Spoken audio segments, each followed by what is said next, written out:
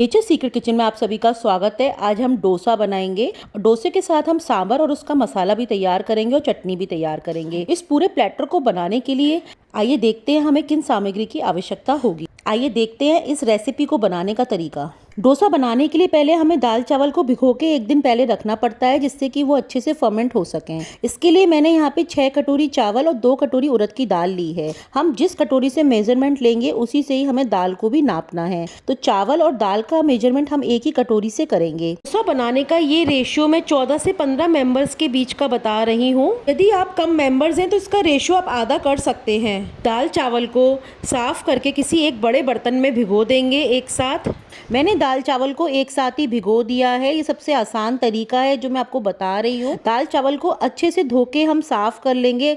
2-3 पानी से हम वॉश करके दाल को ज़्यादा पानी डाल के इसे सोख होने के लिए ओवरनाइट छोड़ देंगे। ध्यान रखना है कि हमें दाल चावल को कम से कम 8 से 9 घंटे के लिए भिगोना है। डोसे का बैटर बनाने के लिए बिल्कुल परफेक्ट मेजरमेंट दे रही हूँ। जो कटोरी का मैंने नाप लिया है उसमें 150 ग्राम तो चावल आए हैं। 150 ग्राम चावल, क्योंकि चावल हमारे थोड़े हल्के होते हैं, तो 150 ग्राम से यहाँ पे मैंने 6 कटोरी लिए हैं, तो हमारे टोटल 900 ग्राम चावल हैं। उसी कटोरी से मैंने उड़द की दाल नापी है। उड़द की दाल वजन में भारी होती है, तो उस कटोरी में हमारी उड़द की दाल 250 ग्राम के लगभग आई है। तो यहाँ पे मैंने 500 ग्राम के करीब उड़द की दाल ली है। आप 450 से 500 ग्राम के करीब उड़द की दाल ले सकते हैं, इसलिए मैंने आपको बिल्कुल परफेक्ट मेजरमेंट दिया है। इस प्रकार हमारा जो नाप होगा वो ये होगा कि 3 कटोरी चावल में हमें 1 कटोरी दाल डालनी है। तो मैंने यहाँ पे 6 कटोरी चावल लिए हैं। चावल मैंने यहाँ पे छोटे वाले लिए हैं और ये थोड़े मोटे हैं। चावल आप कोई से भी ले सकते हैं। ये डोसा बनाने के लिए बिल्कुल परफेक्ट चावल हैं। उसमें 2 कटोरी उड़द की दाल ली है। दाल चावल को हमें साफ पानी में ही भिगोना है। 8 से 9 घंटे बाद हम देखेंगे कि हमारे दाल चावल अच्छे से फूल गए हैं। हमने जो पानी में दाल चावल भिगोए थे उस पानी को फेंकना नहीं है। यदि वो पानी बहुत ज्यादा हो तो उसे पहले हम एक अलग बर्तन में निकाल के अलग कर लेंगे। अब हम इस दाल चावल को मिक्सी जार में पीसते जाएंगे। ध्यान रखना है, हमें पीसते वक्त बहुत लिमिटेड पानी ही इसमें ऐड करना है। इतना दाल चावल को पीसने के लिए हमारे पानी का इस्तेमाल होगा, उतने ही पानी को हमें धीरे धीरे डालकर दाल चावल का एक फाइन पेस्ट बना के तैयार करना है। आप देख सकते हैं कि एक बार में मेरा पेस्ट पिसा नहीं है, थोड़ा दरदरा है। अब मैं इसको दोबारा से चलाऊंगी और उसका एक फाइन पेस्ट बना के इसे एक बड़े बर्तन में निकाल के अलग कर लूंगी। अब मेरा सारा बैटर पिस के तैयार हो चुका है और इसे मैंने एक बड़े बर्तन में खमीर उठाने के लिए रखा है। 8 से 9 घंटे के लिए इसे हम फिर से रेस्ट करने के लिए छोड़ेंगे, जिससे कि हमारे डोसे का बैटर फ्लफी हो सके। ध्यान रखना है कि इसमें मैंने कोई भी पोहा, सूजी या किसी भी मेथी दाने का इस्तेमाल नहीं किया है। आपने बहुत सी रेसिपीज देखी होंगी। डोसे का परफेक्ट बैटर इसी तरह से आप बना के तैयार कीजिए। डोसा बनाने के लिए मैं आपको एक टिप देती हूँ कि डोसे का बैटर जब हम बनाते हैं, जब फर्मेंट हो जाता है, तो इस बैटर को थोड़ा हमें चिल्ड करना होता है। ये टिप मैं अपने अनुभव से दे रही हूँ कि डोसे का बैटर जब हम फर्मेंट करते हैं उसके बाद इसमें हम जब चिल्ड वाटर डालते हैं तो हमारे डोसों में बहुत क्रिस्पीनेस आती है और उसमें बटर या घी की मात्रा भी बहुत कम लगती है। मेरी इस टिप को फॉलो करके आप डोसे जरूर बनाएं और मुझे कमेंट बॉक्स में जरूर बताएं क्या आपके डोसों का टेक्सचर और टेस्ट में फर्क आया या नहीं। आइए अपने बैटर की तरफ हम चलते हैं। हमको डोसे का बैटर जब खमीर उठा के हम दोबारा उसे बनाने के लिए तैयार करेंगे तो उसमें हमें बर्फ का पानी ऐड करना होगा। इसलिए ध्यान रहे कि हमें डोसे का बैटर पहले से ही बहुत पतला बना के तैयार नहीं करना है। अब इसके बाद मैंने अपने बैटर में बर्फ डाल दी है, आप देख सकते हैं, और उसके बाद मैंने 2 चम्मच नमक और 2 चम्मच जीरा डाला है और इसे अच्छे से मिक्स कर लिया है। अब इस बैटर को हम एक तरफ रख देंगे और आइए सांभर की तैयारी करते हैं। अब हम अपनी सांभर की तैयारी करेंगे। मैंने यहाँ पे 1.5 कप अरहर की दाल पहले से भिगो के रख दी थी। अब इसे हम अपने कुकर में डाल देंगे और इसके बाद इसमें हम सारी वेजीज ऐड करेंगे। यहाँ पे मैंने सभी वेजिटेबल्स को मेंशन किया हुआ है। यहाँ पे मैंने लौकी, काशीफल, बैगन, गाजर और भिंडी ली है। आप कोई सी भी वेजिटेबल अपनी चॉइस की ले सकते हैं। इसके बाद इसमें हम हल्दी और नमक डालकर उसमें 3 कटोरी पानी ऐड करेंगे। पानी हमें बहुत ज़्यादा नहीं डालना है क्योंकि वेजिटेबल्स अपना पानी छोड़ती हैं। फिर हम कुकर की सीटी लगाकर इसे गैस पे रख देंगे और हम इसमें 5 से 6 सीटियाँ लेंगे। यहाँ पे मेरी अरहर या तुअर की दाल 250 ग्राम के लगभग है। अब इस दाल को हमें तेज आंच पे 5 से 6 सीटी तक उबालना है। मैंने यहाँ पे 100 ग्राम इमली ले ली थी और इसे मैंने धो के अच्छे से पानी में भिगो के रख दिया है, क्योंकि कि इसका इस्तेमाल हम अपनी आगे सांभर में करेंगे जब तक हमारी इमली अच्छे से भीग के तैयार हो जाएगी। जब तक हमारी सांभर बॉईल हो रही है और इमली का पानी सोख हो रहा है, आइए हम अपनी चटनी की तैयारी करते हैं। चटनी बनाने के लिए हम नारियल ले लेंगे। चटनी हम सूखे नारियल से भी बना सकते हैं। यहाँ पे मैंने फ्रेश नारियल लिया है। ये 2 नारियल थे, इसे मैंने तोड़ के इसके पीसेस टुकड़े कर लिए थे और इन टुकड़ों को पानी में धो के हम मिक्सर जार में डाल देंगे और इसका एक फाइन पेस्ट बना के तैयार करेंगे। यहाँ पे मैंने सिर्फ नारियल और पानी से ही इसको पीस के तैयार किया है, इसमें मैंने कोई और चीज़ नहीं डाली है। अब इस पेस्ट को जो हमने बना के तैयार किया है, इसे थोड़ा सा पहले अलग निकाल लेंगे और हरी मिर्ची ऐड कर देंगे और उसे भी फाइन पेस्ट बना के पीस के तैयार कर लेंगे। नारियल को पीसने से पहले इसमें हम नमक भी डाल देंगे अपने टेस्ट के अकॉर्डिंग, फिर उसे हमें पीसना है। जैसे ही हमारा नारियल अच्छे से पिस जाएगा तो उसे हम एक अलग बर्तन में निकाल लेंगे और आधी चटनी को हम मिक्सर जार में छोड़ देंगे। मिक्सर जार में जो आधा गोले की चटनी बची है उसमें हम धनिया, हरा धनिया धो के ऐड कर देंगे। इस प्रकार हमारी 2 फ्लेवर की चटनी एक बार में ही बनके तैयार हो जाएगी और इन्हें दोनों अलग अलग बर्तन में निकाल लेंगे। साउथ इंडियन चटनी डोसे के साथ खाने वाली कई प्रकार से बनती है। यहाँ पे मैं आपको बेसिक रेसिपी दे रही हूँ कि किस तरह से हमें बेसिक डोसा प्लेटर बना के तैयार करना है, इसलिए यहाँ पे मैं चटनी भी बहुत सिंपल तरीके से ही आपको बता रही हूँ। यदि आप और बहुत सारी चटनी की रेसिपीज चाहते हैं तो प्लीज मुझे कमेंट में यस जरूर लिखें। ये अब डोसे की स्टफिंग का मसाला तैयार करते हैं। ये भी हम बहुत बेसिक मसाला बना के तैयार करेंगे। डोसे का मसाला भी कई तरीके से और कई प्रकार से बनाया जाता है। अब हम गैस पर आलू का मसाला बना के तैयार करेंगे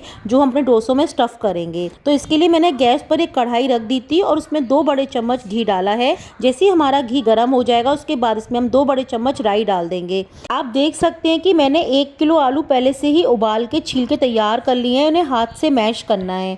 आलू को हमें रफली ही मैश करना है, बहुत महीन नहीं करना है। अब इन आलू का इस्तेमाल अपने मसाले में करेंगे।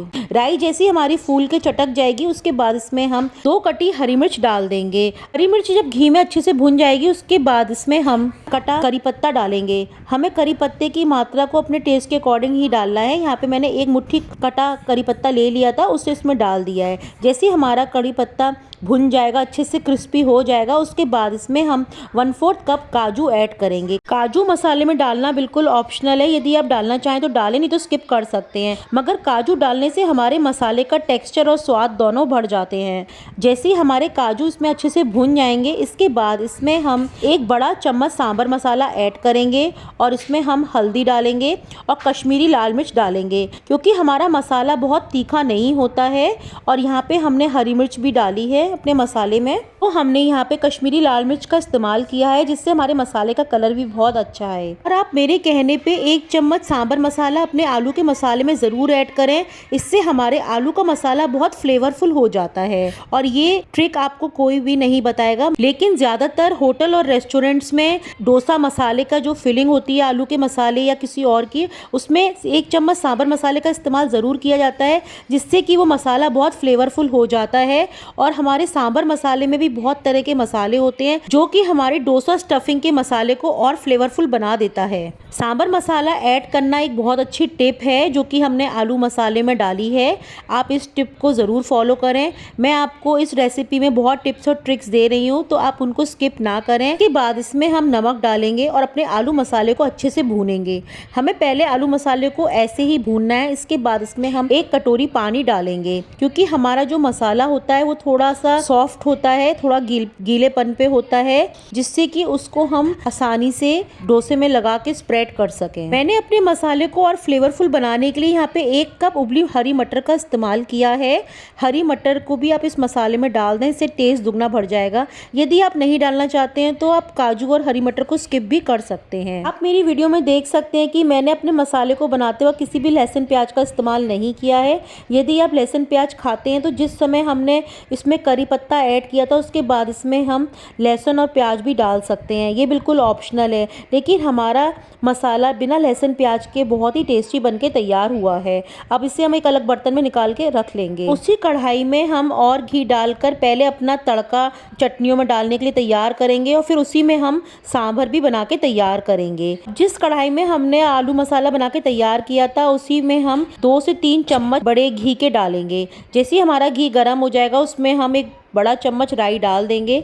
राई डालने के बाद इसमें हम करी पत्ता डाल देंगे कटा हुआ। करी पत्ता जब हमारा अच्छे से भुन जाएगा, इसके बाद इसमें हम 1 छोटा चम्मच जीरा डालेंगे। जीरा डालने के बाद इसमें हम 1 बड़ा चम्मच हल्दी डालेंगे। हल्दी डालने के बाद इसमें हम 1 चम्मच सूखा धनिया पाउडर डालेंगे। धनिया पाउडर डालने के बाद इसमें हम 1 छोटा चम्मच लाल मिर्च ऐड करेंगे। जब हमारा तड़का का ये मसाला बनके तैयार हो जाएगा तो इसे हम दोनों चटनियों में ऐड कर देंगे। अब आप देख सकते हैं कि मैंने एक ही गोले से 2 तरह की चटनी बना के तैयार कर ली है। अब हम अपनी सांभर को बनाएंगे। अब उसी कढ़ाई में जो हमारा मसाला बच गया है उसमें 1 बड़ा चम्मच घी का ऐड करेंगे और उसमें 1 चम्मच राई फिर से डाल देंगे। जैसे ही हमारी राई अच्छे से भुन जाएगी, इसके बाद इसमें हम 2 बड़े चम्मच सांभर मसाला ऐड करेंगे। सांभर मसाला डालने के बाद इसमें हम 1 बड़ा चम्मच कश्मीरी लाल मिर्च ऐड करेंगे, जिससे कि हमारे सांभर का कलर दुगना बढ़ जाएगा। और मिर्च को अपने टेस्ट के अकॉर्डिंग हम यहाँ पे एडजस्ट कर सकते हैं। यदि हम बहुत तीखा खाते हैं तो हम थोड़ी सी मिर्च डाल सकते हैं। तो हम घी का छौंक बनाते हैं या राई का तड़का लगाते हैं तो इसमें साबुत लाल मिर्च भी डालते हैं। साबुत लाल मिर्च डालना बिल्कुल ऑप्शनल है, यदि आप डालना चाहते हैं तो डालें।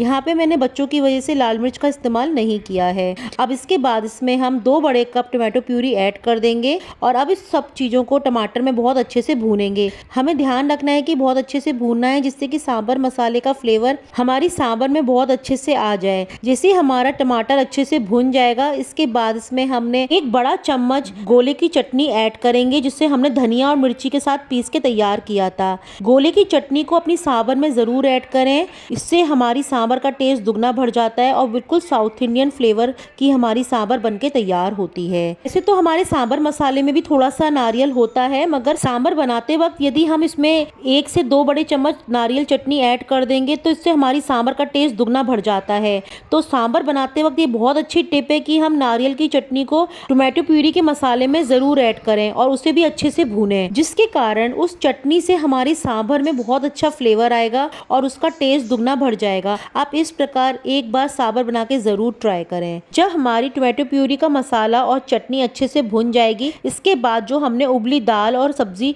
तैयार की थी उन्हें अच्छे से मैश करेंगे और फिर इसे अपने मसाले में ऐड कर देंगे। सब्जियों को पहले मैंने दाल में अच्छे से मैश कर लिया है, उसके बाद ही मैंने मसाले में ऐड किए है। इसके बाद इसमें हम इमली का पानी डालेंगे और फिर अपनी सांभर में अपने टेस्ट के अकॉर्डिंग इसमें पानी एडजस्ट करेंगे। पानी की मात्रा को हमें ये देखना है कि हमें सांभर को कितना गाढ़ा या कितना लिक्विड फॉर्म में उसे रखना है। यहाँ पे मेरी सांभर ना बहुत गाढ़ी है ना ही बहुत पतली है, बिल्कुल सही टेक्सचर की है, इसलिए मैंने इसमें पानी ऐड नहीं किया है। यदि आपको सांभर थोड़ी गाढ़ी लगे तो आप इसमें पानी अपने अकॉर्डिंग इसमें एडजस्ट कर सकते हैं। यहाँ पे मैंने बस इमली का पानी ही डाला है और आप देख सकते हैं कि मेरी सांभर बिल्कुल परफेक्ट बनी है, क्योंकि यहाँ पे मैं डोसे के लिए इस्तेमाल करूंगी तो सांभर को मुझे बहुत पतला नहीं रखना है। इसके बाद इसमें हम नमक डालेंगे। ध्यान रहे कि नमक हम पहले भी उबालते वक्त दाल में डाल चुके हैं, तो नमक अपने टेस्ट के अकॉर्डिंग ही इसमें हमें एडजस्ट करना है। हमारी सांभर और मसाला बनके तैयार हो चुका है और चटनी भी बनके तैयार हो चुकी है। अब अपने डोसे को हम बनाएंगे। अब हमारा डोसे का बैटर बिल्कुल ठंडा हो चुका है और बिल्कुल परफेक्ट है।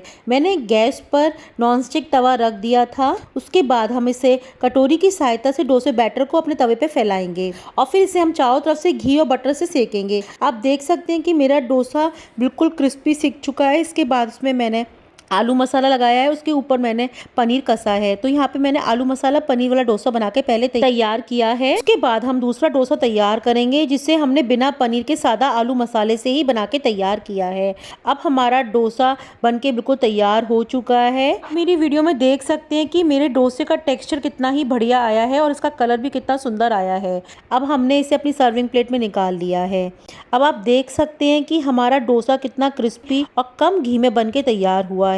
यदि आप मेरे टिप्स और ट्रिक्स को फॉलो करेंगे तो आपके डोसे भी घर में उतने ही टेस्टी बनेंगे। मैंने अपनी इस वीडियो के द्वारा आपको डोसा बनाने की परफेक्ट विधि दी है, जिसमें कि डोसा बैटर को किस तरह से हमें तैयार करना है, आलू के मसाले को किस तरह से तैयार करना है और बड़े ही आसान तरीके से मैंने 2 चटनियों की रेसिपी दी है और सांभर बनाने का तरीका बताया है। ये बिल्कुल साधारण मेथड है जो कि सिंपल वे में मैंने आपको समझाया है और टिप्स और ट्रिक्स के साथ मैंने आपको ये रेसिपी शेयर की है। यदि आप मेरी रेसिपी को परफेक्ट टिप्स और ट्रिक्स के साथ फॉलो करेंगे तो आपके डोसे घर में बाजार से भी ज़्यादा अच्छे और क्रिस्पी बनके तैयार होंगे। और इस साउथ इंडियन प्लेटर की खासियत ये है कि इसके इंग्रेडिएंट्स हमें सभी घर पे बड़े आसानी से मिल जाते हैं। इसके लिए हमें कोई भी बाहर से फालतू इंग्रेडिएंट लाने की आवश्यकता नहीं होती है। यदि आपको मेरी ये रेसिपी बिल्कुल हेल्पफुल लगी हो या अच्छी लगी हो तो प्लीज़ मेरे चैनल को ज़्यादा से ज़्यादा लाइक करें, शेयर करें, कमेंट करें और इंस्टाग्राम पे फॉलो करना ना भूलें। और आप अपने अनुभव भी मेरे साथ ज़रूर शेयर करें। मैं आपके कमेंट्स का इंतज़ार करूँगी।